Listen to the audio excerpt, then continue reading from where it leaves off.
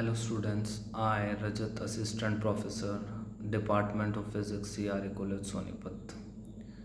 Today I am going to discuss a topic that is Lavey's method. Lavey's method is an X-ray diffraction method. X-ray diffraction method बेटा क्यों use होते हैं हमारे पास? And they are used to determine the structure of the solid and study of X-ray spectroscopy. एक तो solid के structure को जानने के लिए हम एक्सरे डिफ्रैक्शन मेथड्स का यूज़ करते हैं, दूसरा एक्सरे स्पेक्ट्रोस्कोपी की स्टडी करने के लिए हम एक्सरे डिफ्रैक्शन मेथड्स को यूज़ करते हैं। दोनों ही केसेस में जो हमारे पास अंडरलाइंग प्रिंसिपल है वो ब्रैग्स लॉ है। ब्रैग्स लॉ के आपको इक्वेशन पता है, 2d sin theta is equal to n lambda के बराबर होता है। यहाँ पर अगर हम ऑर्डर ऑफ रिफ्लेक्शन को 1 के बराबर लेके चलें तो ये इक्वेशन हमारे पास कुछ इस तरीके से हो जाएगी, 2d sin theta is equal to lambda के बराबर। Reflection takes place for only those values of d, theta and lambda which satisfy Bragg's law. तो रिफ्लेक्शन उन्हीं वैल्यूज़ के लिए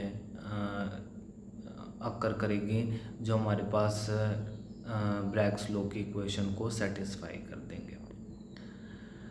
for structural analysis x ray of known wavelength are employed, angles for which reflection takes place are determined experimentally.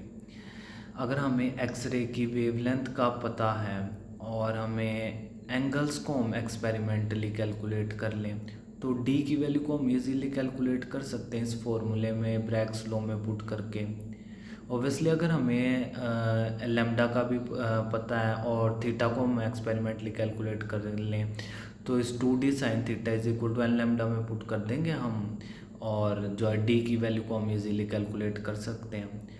अगर हमें D की value का भी पता लग जाए तो इन सारी इन्फॉर्मेशन से हम क्या डिटरमाइन कर सकते हैं। एक तो यूनिट सेल का साइज़ कैसा है ये डिटरमाइन कर सकते हैं, दूसरा कि एटॉमिक डिस्ट्रीब्यूशंस कैसी यूनिट सेल के अंदर, तो ये हम जो है इस इंफॉर्मेशन से पता कर सकते हैं। नेक्स्ट क्या है, x rays use for diffraction purposes should have wavelength most appropriate for producing diffraction effects.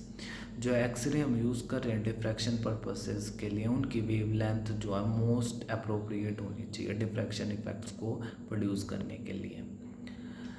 अगर आप लोगों को पता है बेटा sine theta should be less than unity, जो साइन थीटा की वैल्यू है वो हमारे पास 1 से कम है, तो लैम्डा की वैल्यू कैसी हो जाएगी हमारे पास, that is less than 2d। अगर ये हमारे पास जो लैम्डा की वैल्यू है ये 2d से अगर एक्सीड कर जाए तो उस केस के अंदर क्या होगा, हमारे पास जो साइन थीटा की वैल्यू है वो भी ग्रेटर देन 1 हो जाएगी। लेकिन क्या साइन थीटा की वैल्यू ग्रेटर देन 1 हो सकती है? ये तो केस ही पॉसिबल नहीं है। तो अगर साइन थीटा की वैल्यू 1 से बड़ी होगी तो हमारे पास क्या हो जाएगा, वो केस ही एग्जिस्ट नहीं करेगा क्योंकि साइन थीटा की वैल्यू 1 से बड़ी हो ही नहीं सकती। तो लैम्डा की वैल्यू जो वो ग्रेटर देन 2d नहीं होगी, तो लैम्डा की वैल्यू जो है वो 2d से हमेशा कैसी होगी, छोटी होगी। 2d will be greater than the lambda. और दूसरी बात, अगर हमारे पास क्रिस्टल के अंदर इंटरप्लेनर स्पेसिंग वो कैसी होती है, नियरली इक्वल टू 3 एंगस्ट्रॉम होती हैं, तो d is nearly equal to 3 angstrom. तो इसको हम अब इक्वेशन में अगर पुट कर दें तो हमारे पास क्या हो जाएगा, लैम्डा की वैल्यू किसके लेस देन हो जाएगी, 6 एंगस्ट्रॉम के से लेस हो जाएगी। तो वैल्यू ऑफ जो लैम्डा है that should be less than equal to 6 angstrom, ताकि हम ब्रैग्स लॉ को हम फॉलो करवा सकें। तो हम इस स्लाइड में कंक्लूड करते हैं, अगर हम ब्रैग्स लॉ को फॉलो करवाना है तो हमारे पास लैम्डा की वैल्यू 6 एंगस्ट्रॉम, 5 4 जो जितने भी 5 4 3, लेकिन होनी चाहिए 6 से कम ही। अब आप देखोगे जो लवेज मेथड है ना उसमें आपके पास जो लैम्डा की वैल्यू है वो 0.2 एंगस्ट्रॉम से लेकर 2 एंगस्ट्रॉम के बीच होनी ज़रूरी है। ये एक कंडीशन है लवेज मेथड की, वो मैं बताऊंगा कि क्यों ज़रूरी है आपके पास। और चलिए लवेज मेथड में कंडीशंस में पहला ही पॉइंट ये है कि जो हमारे पास लैम्डा की वैल्यू है वेवलेंथ की value that is equal to 0.2 Armstrong से 2 आर्मस्ट्रॉन्ग के बीच में लाई करनी चाहिए। अगर हम ज़्यादा बड़ी वैल्यू लेते हैं, 2 एंगस्ट्रॉम से बड़ी वैल्यू ले लेते हैं तो हम उस केस के अंदर क्रिस्टल के स्ट्रक्चर को रिजॉल्व भी नहीं कर पाएंगे। और अगर ज़्यादा छोटी वैल्यू ले लेते हैं 2 पॉइंट आर्मस्ट्रॉन्ग से तो एंगल जो बनेंगे हम उसको मेज़र ही नहीं कर पाएंगे। तो ना तो ज़्यादा छोटी होनी चाहिए वैल्यू, ना ज़्यादा बड़ी होनी चाहिए। आपके पास ये रेंज है 0.2 आर्मस्ट्रॉन्ग से लेकर 2 आर्मस्ट्रॉन्ग तक। नेक्स्ट जो कंडीशन है वो क्या है हमारे पास इस मेथड में, जो क्रिस्टल है वो हम कैसे यूज़ करें, सिंगल क्रिस्टल यूज़ करें जिसके डायमेंशंस ये हैं। एक्सरे, वाइट एक्सरे, थिंग्स क्या क्या हम यूज़ कर रहे हैं इसके अंदर स्टूडेंट्स। इसके अंदर हम पहला जो चीज़ है वो क्या, गोनियोमीटर होता है। गोनियो का मतलब होता है एंगल। तो एक ऐसा डिवाइस जो एंगल्स को मापे उसको हम गोनियोमीटर बोलते हैं। तो गोनियोमीटर जो है एंगल्स को नापता है। तो ऐसा डिवाइस जो मेज़र करता है एंगल्स को हम गोनियोमीटर बोलते हैं उसको। अच्छा, सैंपल भी हम इसी के ऊपर रखते हैं। जो ये सिंगल क्रिस्टल है ये हम किसके ऊपर प्लेस करते हैं, गोनियोमीटर के ही ऊपर हम प्लेस करते हैं। नेक्स्ट जो हम यूज़ करें, कॉलीमेटर यूज़ कर रहे हैं। कॉलीमेटर आपके पास with a fine hole to obtain the fine beam, ये आपके एक्सरे को भी पैरेलल कर देता है, makes the xray parallel. 2 photographic films use कर रहे हैं।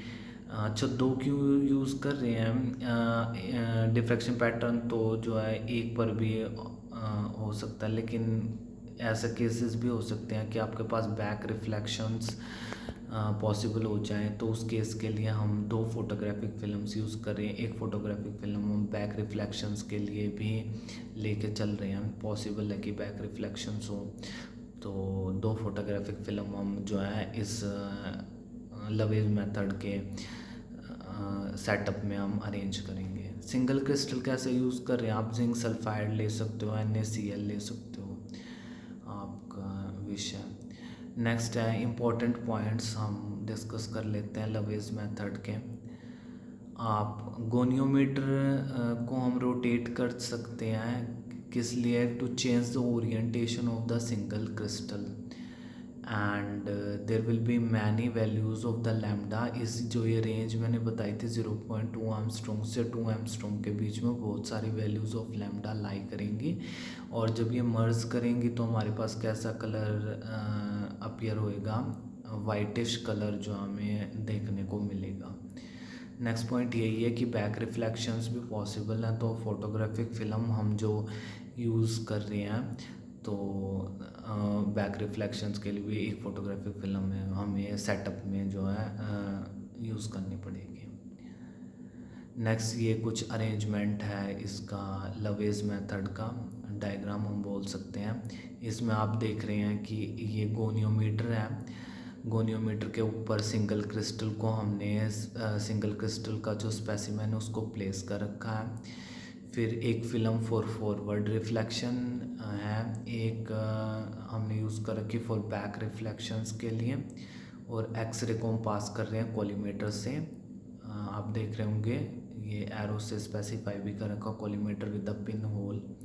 ये सेटअप है हमारे पास जो है इसका लवेज मेथड का। ये जो बाद में ये कुछ पैटर्न सा बना रखा है फॉरवर्ड रिफ्लेक्शन की प्लेट के बाद, ये लवेज पैटर्न है। जब हम फोटोग्राफिक फ़िल्म को देखेंगे बाद में तो कुछ ऐसा पैटर्न हमें इस फोटोग्राफिक फ़िल्म पे ऑब्जर्व होएगा। इसी पैटर्न को हम लवेज पैटर्न बोलते हैं। अच्छा, जो नेक्स्ट पॉइंट हमारे पास जो सिंगल क्रिस्टल स्पेसिमेन हम यूज़ कर रहे हैं that is held stationary in the path of x rays and x ray will strike the crystal and get transmitted. जैसे ये स्ट्राइक करेगा क्रिस्टल को तो ये क्या हो जाएगी, एक्सरेज हमारे पास क्या हो जाएंगे, ट्रांसमिट हो जाएंगे। Crystal contains a number of set of the parallel atomic planes with different interplanar spacing. Diffraction is possible for certain values of lambda and d with satisfy Bragg's law. ये मैंने आपको बता भी दिया था कि जिस जिस वेवलेंथ पर उसके रिस्पेक्टिव जो प्लेन्स के एंगल बनते हैं उन पे और डी की वैल्यू को भी मिला के ऐसा होता है 2d sin theta is equal to lambda satisfy हो रहा है तो डिफ्रैक्शन हमारे पास क्या हो जाता है, पैटर्न बन जाता है। ये मेथड हमारे पास जो है क्रिस्टल की सिमेट्री को बताता है। अगर मान लिया हमारे पास जो पैटर्न हमने फोटोग्राफिक फिल्म पे ऑब्जर्व किया उसमें उसके अंदर 4 फोल्ड सिमेट्री थी, तो ऑब्वियसली क्रिस्टल के अंदर भी 4 फोल्ड सिमेट्री होगी। और एक बार हमें सिमेट्री का पता लग गया तो हम यूनिट सेल की शेप को डिटरमाइन कर सकते हैं, शेप का पता लगा सकते हैं। लेकिन इसकी एक डिसएडवांटेजेस है कि ये जो मेथड है क्रिस्टल के स्ट्रक्चर को नहीं बता सकता, ये फेल हो जाते क्रिस्टल के स्ट्रक्चर को बताने के लिए। एक एप्लीकेशन इसकी और है कि ये क्रिस्टल के अंदर स्ट्रेंस या फिर इम्परफेक्शंस को भी बता देता है कि क्रिस्टल के अंदर स्ट्रेंस या इम्परफेक्शन है या नहीं। अगर क्रिस्टल के अंदर इम्परफेक्शन या स्ट्रेंस होंगे तो वो कुछ ना कुछ कर्व्ड होगा, वो स्ट्रेट नहीं होगा। तो आई होप सो आपको जो है लविस मेथड का टॉपिक जो है बिल्कुल समझ में आ गया होगा अच्छे से। And with this I would like to wind up my lecture. Thank you.